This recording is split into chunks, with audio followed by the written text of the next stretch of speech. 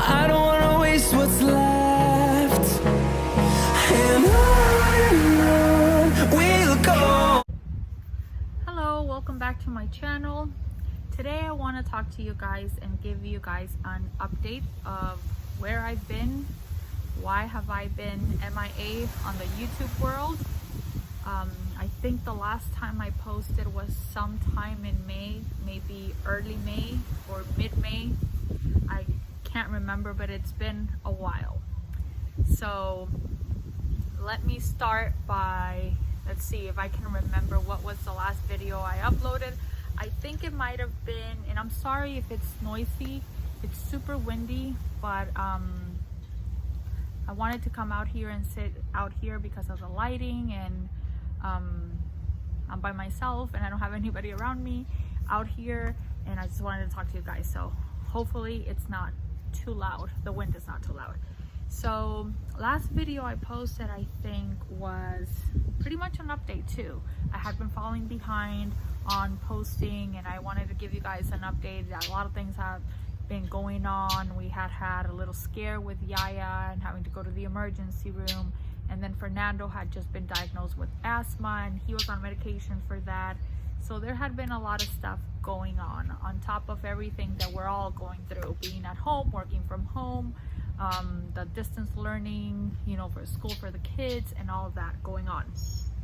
And of course, at the time, I had mentioned also that I was, Yaya's trip was coming. She was, the time when she was gonna move back to Texas was coming, and I was feeling sad and down about it. And also I want to tell you guys that it takes a lot for me to come here and talk to you guys. I guess put it out there in the world for anybody to see. Not that I have that many people watching my videos, you know. I have a very small channel, but it still takes a lot for me to come out here and share this with you guys. But so yes, I was feeling very sad. I was feeling like I was coming down with a depression, or feeling depressed and sad, because my daughter was moving to Texas, and you know, she's doing great. I want to tell you guys that part, get that out of the way. She is doing great in Texas. But the weekend, Memorial Day weekend, that weekend, I remember, you know, we had, you know, our busy normal weekend stuff to do. And I remember, you know, I always wash my hair on the weekends. So I washed my hair, and I remember on Monday, Memorial Day, I had my hair up, you know, I had it like up all day, and kind of pulled back as much as I can, because my hair is still kind of short. And that night, when I was getting ready to go to bed, I was, you know, I flossed my teeth, brushed my teeth, washed my face, all that stuff. I let my hair down, and I remember like looking at my hair in front of the mirror, and even making a comment, you know, to Diego, my husband, like, oh my gosh, these grays are out of control, I need to dye my hair soon. And when I went like that, you know, I usually part my hair to the center. I noticed that I had like a patch of hair, maybe about that big, maybe like the size of, you know, my fingertip, like maybe about that big, gone, completely gone. Like it fell completely gone, a little bald spot. And to be honest with you, that was like the last drop that filled my cup. That was my breaking point. Everything that I had been feeling the weeks prior, where I was feeling sad, crying a lot, that was like the last straw. And I remember immediately I started crying, and just crying. And that night, you know, I cried myself to sleep pretty much. I was up until like 2:30 in the morning just crying. I had a horrible migraine because of all the crying. And of course, you know, Diego was like, like it's nothing, it's so little, like you can't see it. But I knew that there was more behind that, you know, patch of hair gone. I knew that there was other stuff happening behind that. That was just a symptom of what I was going through. So I was like, I cried a lot. So the next morning I woke up, I got ready to work. I'm working from home, so I got ready to go to work. But it was like as I was getting ready to start my day, like I was just crying. Like I couldn't, like I wasn't trying to cry, and the tears were just like flowing. And I sat down on my, area where I set up to work, and I was just crying. And they were like, that morning, it was just a busy morning. It was a Tuesday, but of course it felt like a Monday because we had the holiday the day before. And I had emails, I had, messaging, like my coworker was messaging me, and then my boss messaged me and like, how was your weekend? Good morning. And I just kept crying. I couldn't concentrate. I felt like shaky, like I couldn't. I knew I was gonna talk to my boss that day, and she knew how I had been feeling, and I was gonna tell her that I needed to make a doctor's appointment. I needed some time to, make an appointment and that. And then I remember Yaya came out of her room and she saw me, and as soon as I saw her, it's like I just started crying. And I told her what had happened, what I had seen the day before. Immediately I got on the phone. I messaged my boss and I asked her if I could call her. I called her and I told her what was going on, and she told me like immediately, like, just do not even worry about work, like sign off, take the day, whatever you need, call your doctor, just keep me posted, let me know what's, but take care of yourself. So I got on the phone with my doctor's office. Immediately I told them what was going on. All this, I was crying. I couldn't even control myself. I was crying. I told them, everything that was going on. And my doctor's office, like, they were, usually I complain a lot about being able to get in. They're always booked, but they were like really good about getting me in. They told me, we can schedule an appointment like this afternoon. I think they gave me like a 3 o'clock appointment, a video appointment for that afternoon. Within an hour they called me and they were like, we have an appointment like right now. Can you like sign on, right now and have an appointment? And then later I found out that since it was like the symptoms were like depression symptoms, like they pretty much like bump you to the top of the line, and he wanted to see me right away. So I had a televisit, and it was with a nurse practitioner, and he was really, really nice.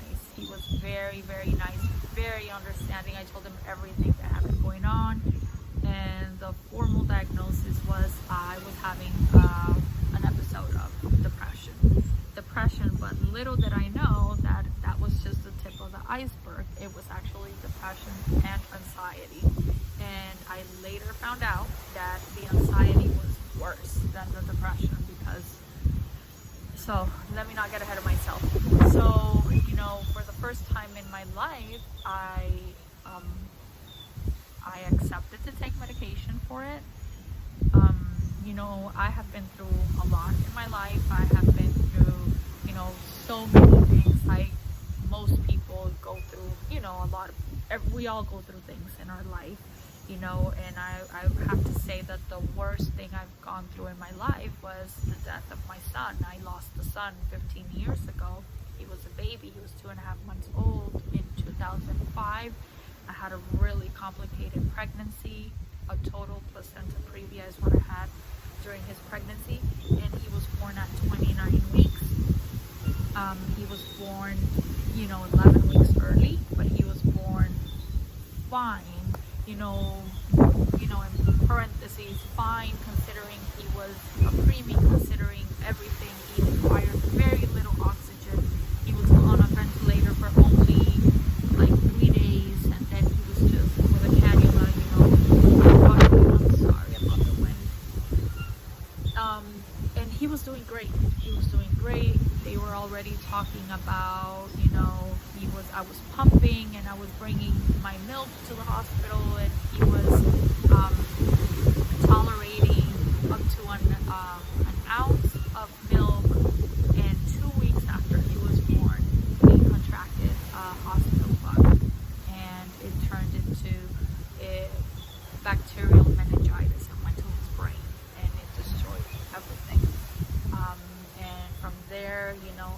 just horrible, horrible, horrible. So he passed away. He was born March 3rd, 2005. He passed away May 21st, 2005, 2.5 months later. And at the time, they tried to put me on medication for depression, and I was like, no, I can't.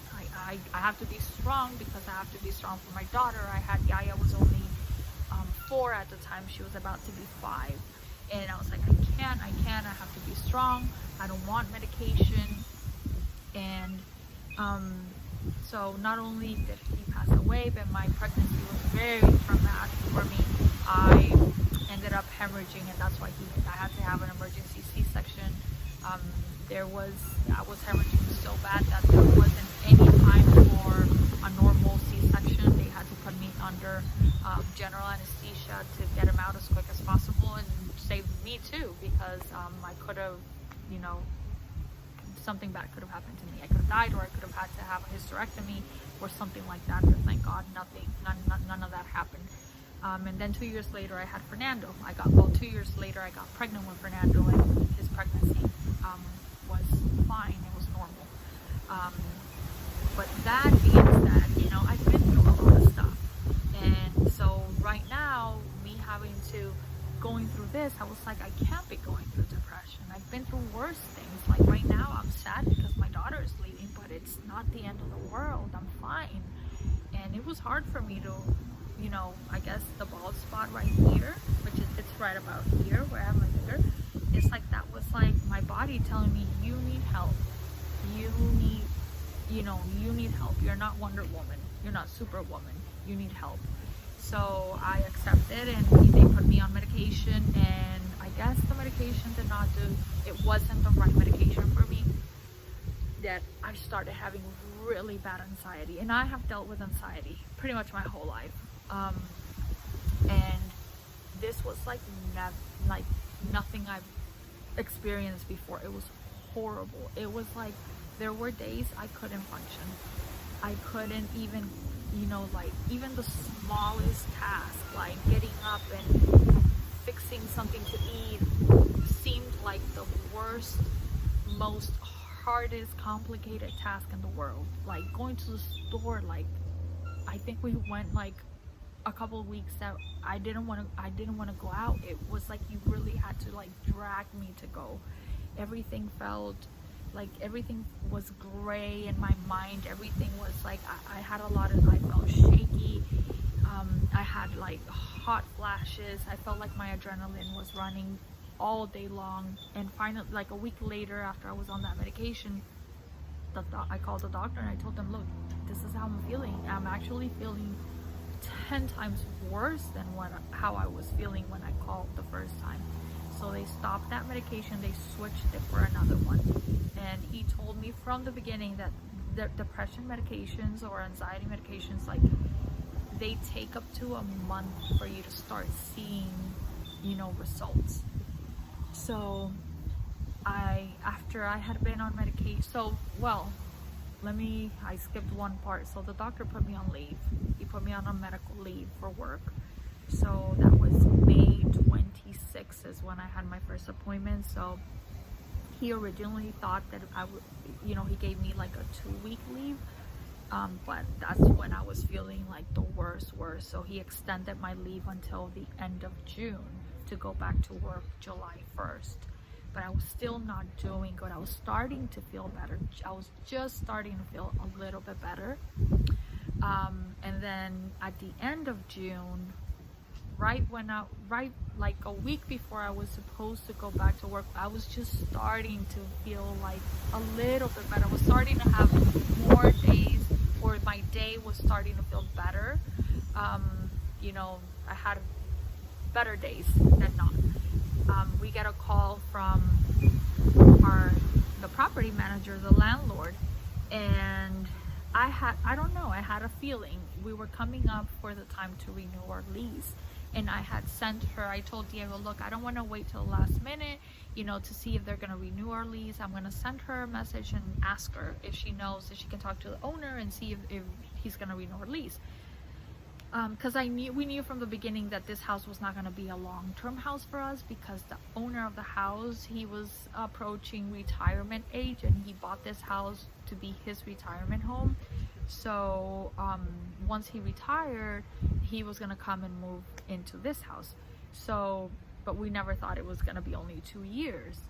So she was like, yeah, I'll call him and I'll talk to him. She messaged me back and she was like, yeah, we're gonna renew your lease, like everything's good.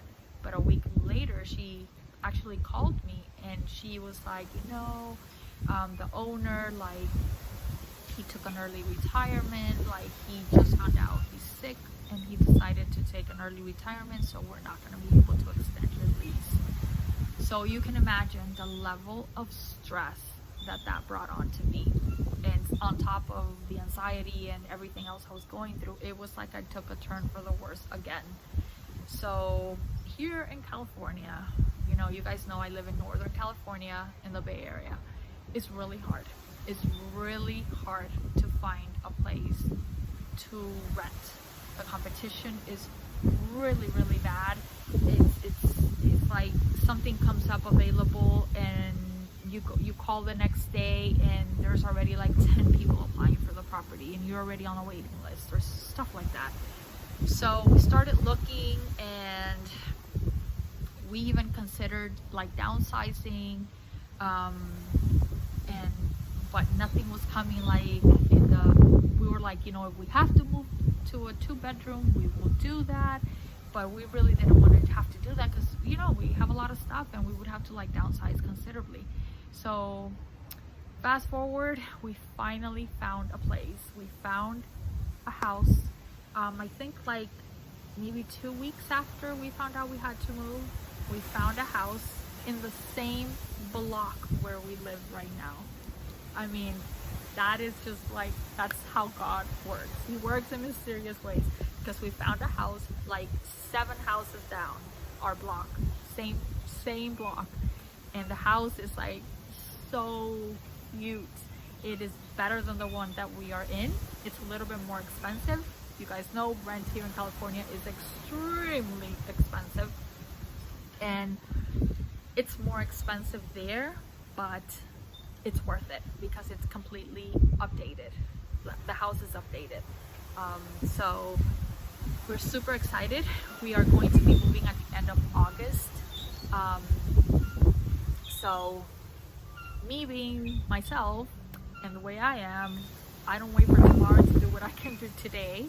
Oh, and I also had some counseling during the time I was off. Through a benefit I have from work, I was able to get some counseling over the phone. So I had 3 sessions, 3 weeks in a row. And one of the things that the counselor suggested is, if being busy, because I told them, like, I like to organize things, I like to clean, I'm crazy. I love to clean, I love to organize.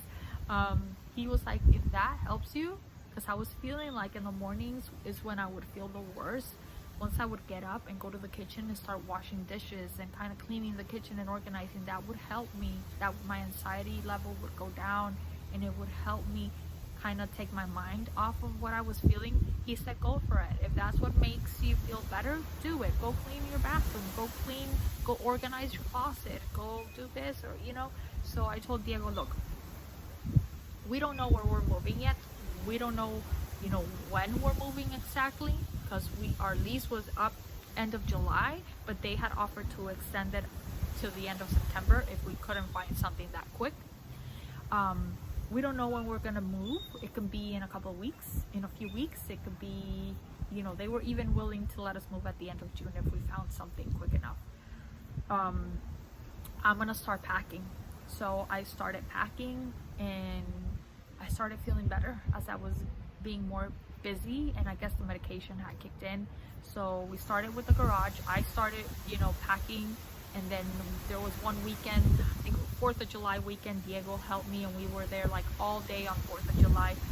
We like did the garage completely, so it's completely done. All the cabinets are empty, everything is boxed and packed. And then I moved on to the kitchen. Started packing the kitchen, downsized everything. I only left out what we're gonna need, what I used every day.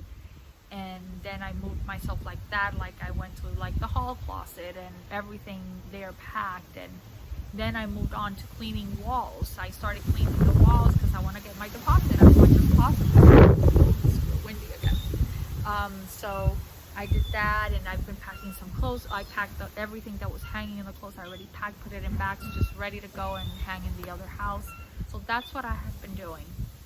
So I went back. They ended up extending my leave till July 15th. So I went back to work July 15th. So it's been a week, a little over a week since I went back to work, and I feel 100% better than I was. I'm not, you know, there are times that I still have some anxiety. There are days where I feel like, you know, it's there, but nothing compared to how I was feeling, you know, 2 months ago, even a month ago. I'm feeling a lot better. Of course, the medication, I'm still taking the medication because that's not something that you just cold turkey cut it off. I think she's the nurse practitioner I'm seeing said, I ended up seeing a different nurse practitioner for my follow-ups, and she said that most likely maybe for 6 months take it and then start weaning myself off of it. And I'm taking a second medication that kind of helps with the anxiety part of it too. So yeah, that's why I kind of unplugged myself from social media, from everything, because I didn't feel like doing anything, to be honest with you. And I think so the combination of being home and Fernando with the asthma, Yaya leaving, my son's death anniversary in May, all that it was like all the things that took me to my breaking point where this happened with my hair. So I'm in treatment for that. Actually, today is my Friday off when I'm filming this, and I had a doctor's appointment today, a dermatologist appointment. I'm in treatment for it. This month was my 3rd treatment. I go in once a month, and he does injections, you know, in the site, and hopefully my hair will grow back. I just have to part it to the side a little bit. It's okay. The doctor reassured me it's gonna grow back. Don't worry about that, it will grow back. So there you have it, you know. But I'm back. I'm doing better. They ran all kinds of tests. They ran blood work, everything, just to make sure that nothing else there wasn't any underlying condition, because sometimes when you lose hair like that, it can be associated with like lupus, but that was discarded. I don't have that. Something had come back abnormal in one of the tests, so that's why they checked for that. But then at the end, it was nothing. They say that a lot of women, that test usually comes back positive in a lot of women, so it was nothing to worry about. So yeah, it's just, this was it, because it's alopecia areata, I think it's called, and it's considered an autoimmune disorder where your immune system attacks your hair follicle, and that's why the hair falls. But the dermatologist said it was triggered by high stress, which makes sense, everything I was going through. But yeah, I've been rambling for almost 24 minutes. We made it all the way to the end with this noise and the wind and everything. You are awesome. So I'm gonna upload this video, and I will resume uploading my hauls every week. I will try to, you know, I already filmed my Costco haul. I went to Costco this morning, so I'll be uploading that next. And also let me know if you guys want me to do like kind of packing. Well, not so much packing because I've already packed a lot, but maybe kind of show you guys, talk to you guys how I did my whole process. I feel like I'm a professional mover because I've moved like 5 times in the last 5 years. It's crazy how many times we've had to move. And yeah, and once we're in the new house, I'll give you an empty house tour and take you guys along my journey, or for my journey, you know, once we move in and get installed and all that. But thank you guys for watching. If you guys have stuck around while I have been absent, thank you so much. I'm happy to be back, and I will see you guys on my next video. Don't forget to subscribe. down below. Talk to me in the comments. I love it when you guys talk to me. And I'll see you guys soon. Bye.